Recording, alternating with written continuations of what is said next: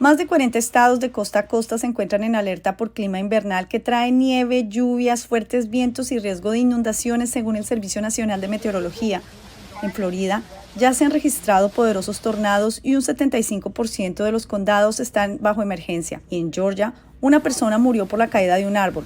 La nieve ha dejado carreteras, vehículos y granjas cubiertas de blanco en Iowa, Dakota del Sur, Oklahoma y Nebraska, donde los camiones paleadores trabajan contrarreloj para despejar los caminos.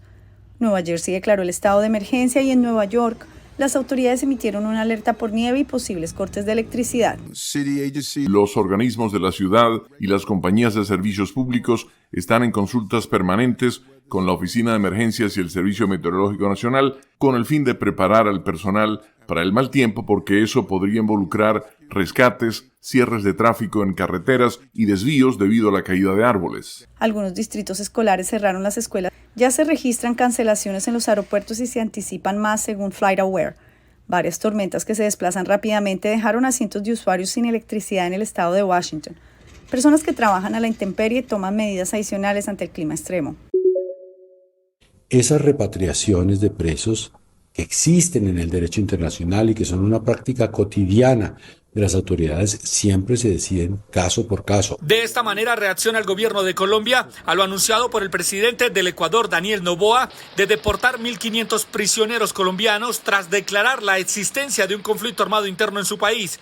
Según el ministro colombiano de Justicia, Néstor Osuna, esos reclusos no pueden ser dejados en la frontera colombo-ecuatoriana, ya que se trata de una repatriación. No es una iniciativa gubernamental, sino de la persona. Es que no es extradición, es basado en acuerdos internacionales. El presidente del Ecuador, Daniel Noboa, justificó la medida para reasignar fondos destinados actualmente a mantener a presos extranjeros y destinarlos a la niñez vulnerable. Ante la crisis que vive Ecuador, las autoridades colombianas reforzaron la seguridad en los pasos fronterizos. Antecedentes delincuenciales o asociados con algún tema delictivo de narcotráfico, hemos reforzado lo que es el sector de Ipiales, Chiles, Mataje y Carlosado. Según el Ministerio de Justicia, en 2023 se recibieron 10 solicitudes de repatriaciones de presos colombianos desde Ecuador, de las cuales 7 fueron aprobadas.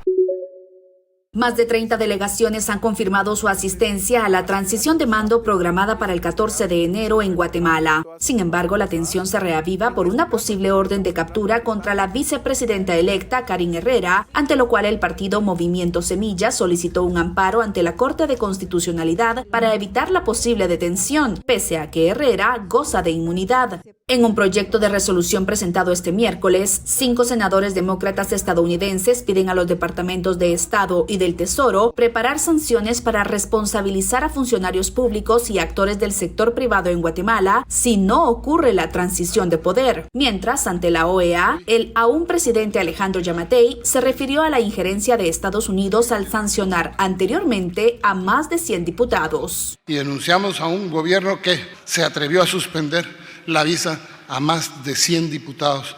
Para el analista político Cristian Castillo, Estados Unidos está dispuesto a jugarse el todo por el todo para no perder la estabilidad política del Estado guatemalteco y remarca como temas cruciales para las relaciones bilaterales con el nuevo gobierno, la migración y la seguridad fronteriza. Las delegaciones internacionales que presenciarán el traspaso de mando llegarán entre el viernes 12 y el sábado 13 de enero. Estados Unidos, Reino Unido y un grupo de otros aliados respondieron a decenas de ataques hutíes contra el transporte marítimo internacional en el Mar Rojo y el Golfo de Adén, con una serie de poderosos ataques aéreos diseñados para degradar gravemente las capacidades del grupo respaldado por Irán. El Comando Central de Estados Unidos señaló el jueves en la noche que la serie de ataques alcanzó a más de 60 objetivos en 16 lugares en partes de Yemen controladas por los hutíes, incluidos nodos de comando y control, depósitos de municiones, sistemas de lanzamiento e instalaciones de producción. En una declaración emitida por la Casa Blanca el jueves en la noche, el presidente de Estados Unidos, Joe Biden, calificó los ataques como una respuesta directa a ataques hutíes sin precedentes contra el transporte marítimo internacional y señaló que eran necesarios después de que se ignoraron los intentos de diplomacia. Según Estados Unidos, se han lanzado 27 ataques desde zonas de Yemen controladas por los hutíes desde mediados del mes de noviembre, que han afectado a ciudadanos, cargamentos y embarcaciones de más de 50 países. Entre tanto, un portavoz del grupo rebelde hutí dijo que los ataques mataron al menos a 5 combatientes e hirieron a otros 6, sin especificar los objetivos alcanzados.